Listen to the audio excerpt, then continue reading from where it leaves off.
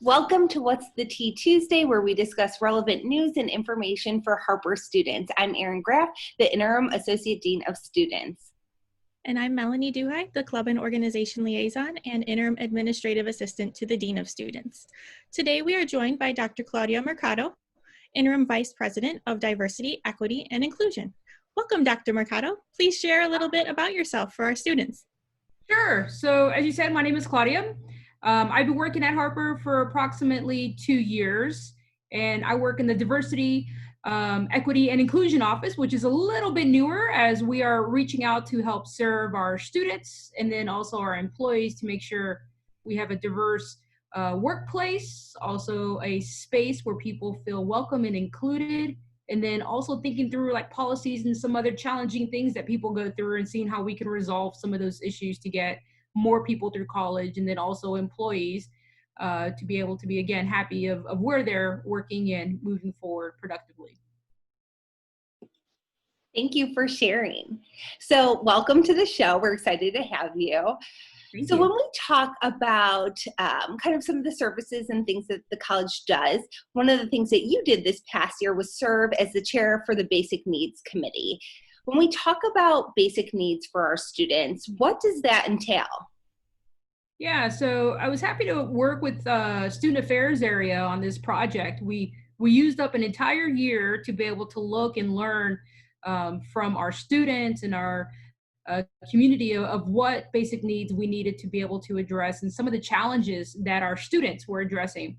So a lot of what we found in terms of basic needs is, we talk about food insecurity. So when our students are having difficult choices of either paying for something else or buying food, right? So when they go hungry, we talk about housing insecurity. So students who may not have a home, or students who may be going and couch surfing or living in different places at different times. That's a big challenge.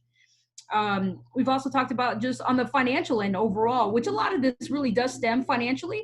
But when you don't have money to be able to pay for classes or books, right, and you're utilizing credit cards, and credit cards have a really high interest rate, right? What does that look like? Some students who don't qualify for financial aid, how do they afford being able to get through to be able to finish college? So really a lot of what we're talking about basic needs is just, childcare, clothing, sometimes technology, like the things that you just need. If we talk about Maslow's hierarchy, right? The things that you need so that when you enter your classroom space, you can be present and focusing on class.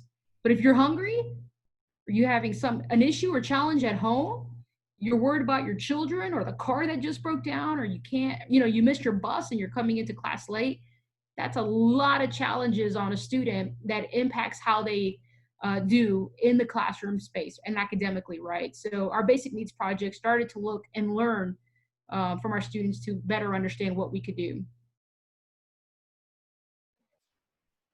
These concerns really do impact every area of a student's experience at school. If one of our students had a basic needs concern, who do you recommend they reach out to? So one of the things that we learned through this research in this last year was we kind of had stuff everywhere, and it was really tough for students to figure it out, and also even for us to be able to tell a student where to go. One of the things that we are working on for this year is to try to co-locate all of our services and then also try to get students to one place. And right now that's through counseling. So our counselors are able to have that conversation with the student, figure out what their needs are, connect them to any community resources if those exist, and then also just talk to a student. Sometimes we just need somebody to chat with and figure out what's going on and then learn what resources Harper has. So counseling is the best place for a student to go right now. Great. And in addition to that, when we were on campus before the pandemic impacted all of us, students could come to student involvement, request services through Hawks Care. But can you explain some of the changes that have occurred and what students can expect going forward? Yeah, so everything's so different right now, right, with the pandemic. So campus is closed, and we had a food pantry where students can go in and get food or request food, or at one of our offsite locations, they could go in and actually get the food. We can't do that right now because we're closed on campus for the most part. So our counselors actually have meal cards, food cards, gift cards, right? Depending on where the place is, so that students, if they need additional support, we can get those out to them. So what will come forward is really getting food, emergency aid, linkage to community resources, having somebody just to talk to in terms of counseling, right? Any of those things that relate to basic needs all in one place. So part of our work this year will be to be able to establish that remotely, but then also in a physical location on campus. So whenever anybody has a question on their basic needs, or whenever we realize there's a student who has a basic need, we know exactly where to send them. And Claudia, I know as you mentioned, we're all remote, so we're all working on our laptops and internet and all of that. I know that another service Harper offers is the technology rental program. What sorts of technology is offered, and how can a student utilize those resources? Yeah, thank you for asking that. That was huge. We got that started in about December and January, and then COVID hit, right? And we were like, wow, like good timing for us to get this started, but then we really had to ramp it up. We needed more. So one of the first things we did was we got Chromebooks for students. So in the past, a student could check out a Chromebook at the library, but you had to stay in the library for like 3 hours for that. Well, that didn't maybe work for everybody, especially if you needed to go home or you didn't have time to spend on campus, right? So we got Chromebooks. The Chromebooks you can check out for an entire semester. And we started with 50, we went up to well over 100, and right now we're ordering 1,000 additional Chromebooks to be able to get to students for the fall. You fill out a form online and we get it out to you, so that way you can keep it at home and use it for the entire semester. The second thing we realized is, hey, students may get the Chromebooks, but if they don't have Wi-Fi access at home, that's going to be a problem. So the other thing that we did is we partnered with a non-for-profit to be able to purchase a Wi-Fi hotspot unit that you can just plug into your laptop, right, to that Chromebook, and it's going to give you unlimited data. And so we are now providing those for students. If they need Wi-Fi service at home, they can connect it to their technology and then be able to get access there. And the last thing that we realize is that a lot of our students are purchasing graphing calculators or needing those for some of their, especially for their math classes. But those are really expensive technology. And if you're not continuing with math or in one of those subjects, it's hard to be able to purchase that. So we've been working with a lot of our academic departments to gather those, and those are also being offered for semester loan through the technology program. So laptops, Wi-Fi, and graphing calculators are the big three things that we're offering through that service, and that's all being coordinated through our library on campus. I think that's such a great service that Harper offers to its students. And, you know, one thing that I've learned over this past year and in working with our Hawks Care is that a lot of our students are so generous in thinking that, you know, there's other students who are in need, and I don't want to take away a service that could be for someone who needs it more than I do. And I think one of the things that Harper is really focused on is we want to have enough for everyone. And so that doesn't need to be a concern for students, that if you need it, we have it for you. And I think that is also something that a lot of individuals realized how the impact of basic needs can have on our lives, especially when the pandemic hit, that so many people who didn't before have issues connected to basic needs, maybe they had someone in their life that they were dependent on, or they themselves were furloughed or lost their job or just struggling to make ends meet. And Harper really came through for the students in creating an emergency fund for students who were impacted by the pandemic. So can you explain a little bit about that emergency fund, if this program is continuing in the fall, and how do students apply if they're in need?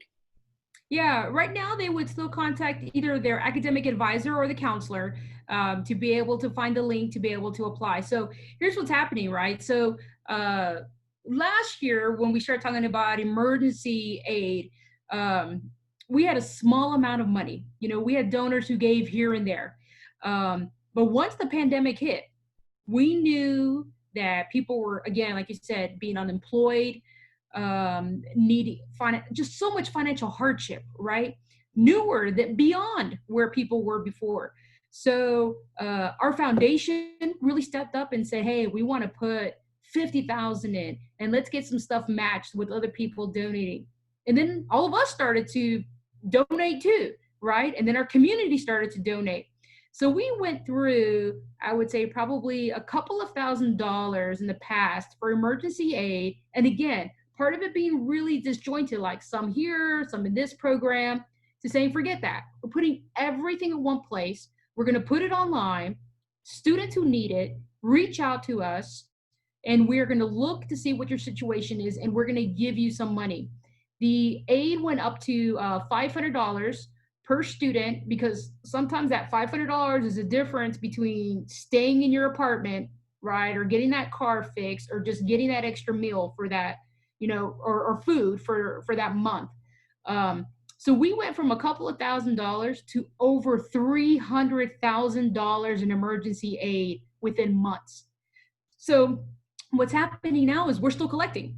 So we are still getting donations, and we're using it all up. So what's happening is once it becomes available, we open it up, and then it does close down pretty quickly as people come in. So we are working hard right now to try to secure more additional funds all the time, asking donors, asking community members, asking employees like myself to give money. So when students request it, it'll be there available. So contacting the counselors or academic advisors, the students are usually the best choice to be able to see if there are funds available and then get them to be able to apply quickly. Wonderful. Well, Dr. Mercado, thank you so much for joining us today to talk about these important resources for our students. Well, thank you both. These are big topics, right? It's tough right now with what's going on. And so, you know, Erin, you mentioned earlier some students, you know, really not asking if they don't think they need it more than others. And I would tell you, any students that are watching this, ask. The more need that we know is out there, the harder we fight to be able to figure out how to find the funds. And again, our leadership is committed, our donors are committed, our trustees are committed, and our employees are committed to figuring it out. So we just need to always know what's going on so we can get back in there and provide more laptops or more Wi-Fi or more emergency aid. It's tough for everybody, and we want to help out as much as possible. So I appreciate you both inviting me here to be able to chat as well and get some information out to our students and community. So thank you both. Well, thank you for all that you do for our students. And again, thank you to all those who donate to support our students. We're so lucky to have such a caring community that really wants to see our students succeed and remove barriers that prevent that. So again, if you're a student that needs assistance, please do not hesitate to reach out. We are happy to assist in any way possible. Claudia, we hope you have a wonderful week, and to all of our viewers, we hope the same for you. We'll see you next week. Bye. Thank you.